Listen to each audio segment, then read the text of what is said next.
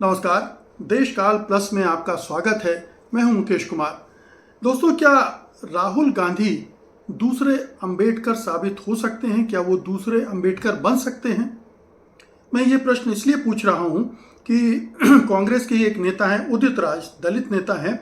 उन्होंने लिखा है, ट्वीट किया है, और जिसको लेकर काफ़ी बवाल मच गया है और बीजेपी बहुत परेशान है, तीखे हमले कर रही है। उदित राज पर भी, कांग्रेस पर भी, राहुल गांधी पर भी तमाम तरह के मीम बनाए जा रहे हैं और मजाक उड़ाया जा रहा है।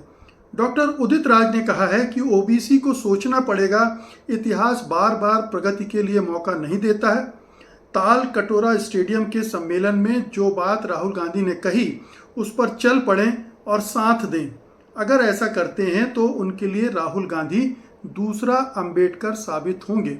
उन्होंने राहुल गांधी को दूसरा अंबेडकर नहीं कहा है कि दूसरा अंबेडकर उनके लिए साबित हो सकते हैं। लेकिन बीजेपी को इससे ज़बरदस्त मिर्ची लग गई है। वो परेशान है कि राहुल गांधी का महिमा मंडन अगर इस तरह से हो रहा है तो क्यों हो रहा है। ये तो तय बात है कि राहुल गांधी और बाबा साहब अम्बेडकर में कोई तुलना नहीं हो सकती है। बाबा साहब अम्बेडकर बहुत विद्वान आदमी थे।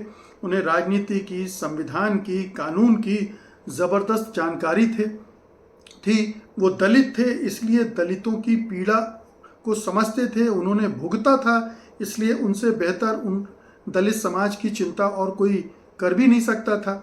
और उसको लेकर उन्होंने जो स्टैंड लिया, मतलब भारतीय राजनीति में भी वो बिल्कुल उल्टी दिशा में खड़े हुए, गांधी के खिलाफ खड़े हुए और नेहरू के खिलाफ भी खड़े हुए।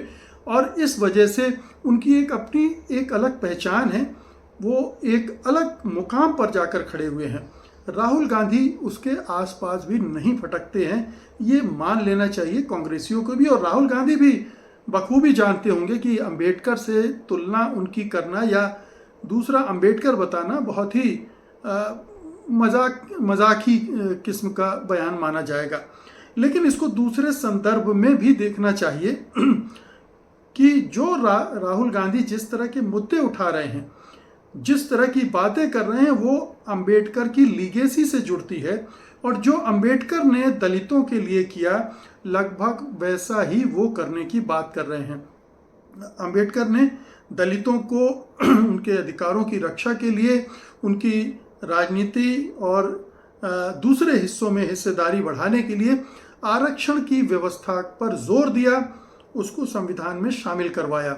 और उसकी वजह से जितना भी थोड़ा बहुत विकास हो सका है वो हुआ है। हालांकि सवर्णों ने, अपर कास्ट ने उनको विकास उनका नहीं होने दिया है। और अभी जो आंकड़े आए थे सरकारी नौकरियों में कहाँ कितने दलित और कितने पिछड़े हैं, वो भी बताता है। और कितनी नियुक्तियां की ही नहीं जा रही, 80-80% नियुक्तियां उनकी ठंडे बस्ते में डाल दी गई हैं। तो एक पक्ष तो ये है कि जो अंबेडकर ने दलितों के लिए किया था, वही राहुल गांधी दलितों के लिए, पिछड़ों के लिए करना चाहते हैं और उसके लिए प्रतिबद्ध नजर आ रहे हैं।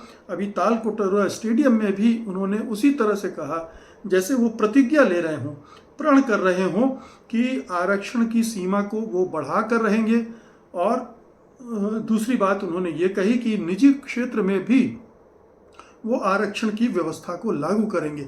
इसके अलावा जो सरकारी नौकरियों में रिक्तियां हैं, खाली पद पड़े हैं, जिनको दलितों और पिछड़ों से भरा जाना है, उनको भरने की बात वो बार बार कहते रहे हैं। और ये भी पूछते रहे हैं कि कारपोरेट में कितने दलित पिछड़े हैं या सरकारी संस्थानों में कितने दलित पिछड़े हैं। हर जगह वो दलित पिछड़ों की संख्या की और भागीदारी की बात करते हैं। तो ये भी भागीदारी से जुड़ा ही सम्मेलन था, उसमें इन्होंने ये बात कही थी। और उन्होंने ये स्वीकार भी किया था कि पहले वो दलितों की या पिछड़ों की पीड़ा नहीं समझ पाए थे यूपीए के शासनकाल में, और ये उसके लिए उन्हें अफसोस है और वो अब उस गलती को सुधारना चाहते हैं।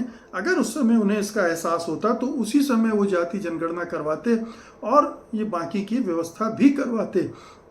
तो राहुल गांधी एक कमिटमेंट, 100% कमिटमेंट, सिंसियरिटी के साथ शो कर रहे हैं और इस वजह से वो उन्हें दलितों का भरोसा भी मिल रहा है।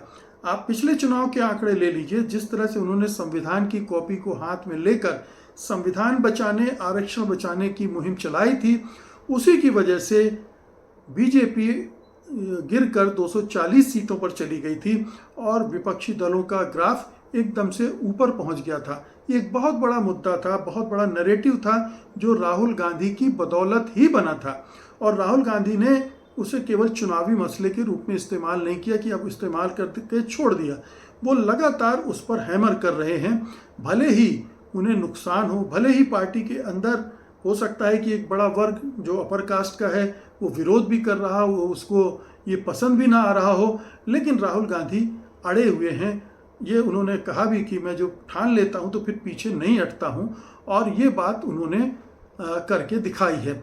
ये परीक्षा तो उनकी तब होगी जब वो सत्ता में आएंगे, लेकिन जिन राज्यों में कांग्रेस की सरकार है वहाँ जातिगत जनगणना हो चुकी है, उसके आंकड़े आने वाले हैं, और उनके बारे में कहा कि वो आंकड़े एक तरह की सुनामी पैदा कर देंगे, क्योंकि उससे पता चलेगा कि किन किन क्षेत्रों में दलितों पिछड़ों की हिस्सेदारी कितनी है। ये जो खतरा है, इससे बीजेपी घबराई है। वो एक अंबेडकर को ही हैंडल नहीं कर पा रही। एक अंबेडकर को नष्ट करने की संघियों ने सैकड़ों कोशिश की है, उनको बदनाम करने की कोशिश की है, उनको उनके काम को खारिज करने की कोशिश की है। बहुत सारे संघी आपको कहते हुए मिल जाएंगे कि बाबा साहब ने थोड़ी संविधान बनाया, संविधान की ड्राफ्टिंग तो किसी राव, मुझे पूरा नाम याद नहीं, उन्होंने की है, और इनका तो कोई रोल ही नहीं है। इस तरह की बात वो करते रहते हैं। तो अंबेडकर से निपट पाने में बहुत मुश्किल, अंबेडकर की वजह से ही वो जो हिंदुओं के नाम पर एकता चाहते हैं और उसके बल पर राजनीति करना चाहते हैं और उसके बल पर सवर्णों का वर्चस्व कायम करना चाहते हैं, वो नहीं हो पा रहा है। तो अब वो तो संभला नहीं है, उसकी वजह से तो तमाम समस्याएं खड़ी हो रही हैं। और अब एक राहुल गांधी और आकर अगर इस तरह की बात करेंगे और दलितों में अगर उन्हें अंबेडकर के बाद दूसरा बड़ा नेता के रूप में एक्सेप्ट कर लिया गया, तब क्या होगा? तब तो बीजेपी की पैरों के तले से जमीन ही खिसक जाएगी। क्योंकि अगर दलित वर्ग एक शिफ्ट होता है कांग्रेस की तरफ और पिछड़ों का और अति पिछड़ों का एक वर्ग शिफ्ट होता है, तो यही सोशल इंजीनियरिंग करके बीजेपी ने आज ये हैसियत हासिल की है, वो उसके हाथ से पूरी तरह से फिसल जाएगी।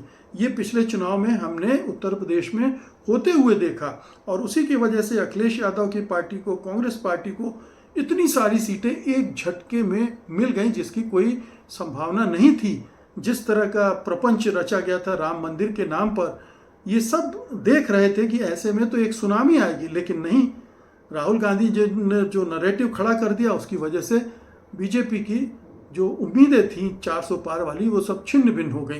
तो कहने का मतलब ये है कि अंबेडकर राहुल गांधी नहीं है, दूसरे अंबेडकर शायद हो भी नहीं सकते, लेकिन वो ऐसा काम ज़रूर कर सकते हैं जो अंबेडकर ने दलितों के लिए किया है और दलितों के फायदे में साबित हुआ है, सिद्ध हो चुका है। और ये जो 2-3 मुद्दे उन्होंने उठा लिए हैं, ये देश की राजनीति का नैरेटिव भी बदल रहे हैं, चुनाव के लिए भी नैरेटिव खड़ा कर रहे हैं, और इसीलिए बीजेपी फड़फड़ाई हुई है, बौखलाई हुई है, खिसियाई हुई है, और वो उचित राज कांग्रेस राहुल गांधी पर पिल पड़ी। बहुत बहुत शुक्रिया आपका, धन्यवाद, नमस्कार।